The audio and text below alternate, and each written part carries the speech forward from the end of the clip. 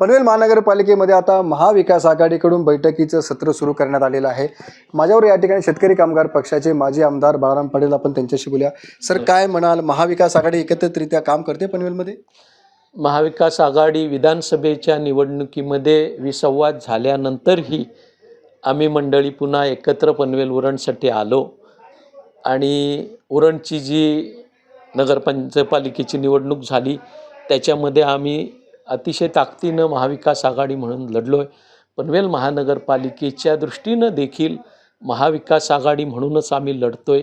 शेतकरी कामगार पक्ष, शिवसेना, काँग्रेस, राष्ट्रवादी काँग्रेस, समाजवादी पक्ष, त्या सोबतीला रिपब्लिकन चळवळीतील विविध गट आणि अन्य समाजसेवी संघटना यांना बरोबर घेऊन या ठिकाणी निश्चितपणानं राज्यातलं जे सगळ्यात मोठं मतदार यादीतलं स्कॅम आहे ते उलटवून टाकण्याच्या दृष्टीनं आणि प्रचंड भ्रष्टाचार जो पनवेल महानगरपालिकेत बजबजपुरी झालेले आहे ते स्वच्छ करण्याच्या दृष्टीनं महाविकास आघाडी म्हणून एकत्र लढायचा निर्णय आम्ही घेतलेला आहे आणि त्या प्रक्रियेमधली शेवटच्या टप्प्यातली चर्चा आता आम्ही मंडळी एकत्रितरित्या बसून करतोय आणि 78च्या 78 जागी महाविकास आघाडीचे उमेदवार या ठिकाणी लढतील आणि पनवेल महानगरपालिकेमध्ये सत्तांतर होईल असा विश्वास या ठिकाणी मला व्यक्त करावा असं वाटतंय। सर, या महाविकास आघाडीमध्ये मनसे आहे का आणि सीट फॉर्मॅट काय ठरलं आहे का?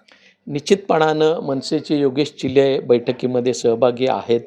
चुकून माझ्याकडून नाव घेणं राहिलेलं होतं, पण मनसेही आहे आणि सीट फॉर्मॅट साधारण आम्ही प्रत्येक प्रभागनिहाय बसतो, निम्म्यापर्यंत आम्ही पोहोचलेलो आहोत आणि पुढचे प्रभाग ही चर्चेत म्हणजे आपण प्रिलिमिनरी चर्चा, प्राथमिक चर्चा म्हणतो त्या झालेल्या आहेत।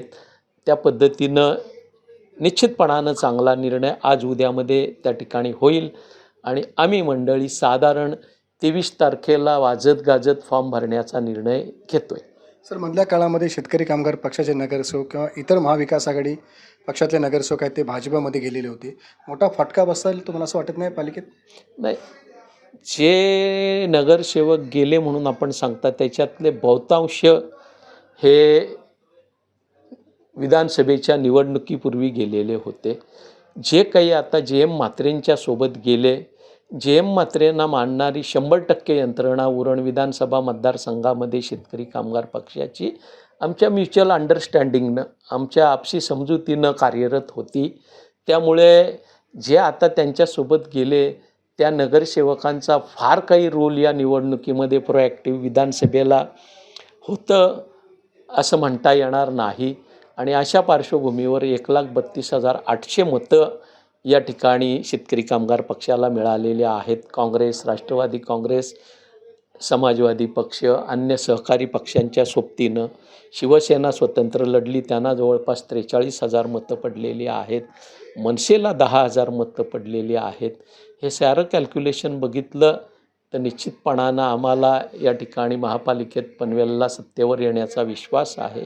आपण जो प्रश्न शेतकरी कामगार पक्षाचे नगरसेवक गेले त्याचा विचारलेला होता, ते विधानसभेच्या निवडणुकीमध्ये फारसे त्याच्यापैकी कुणीही कार्यरत नव्हते अशी परिस्थिती आहे।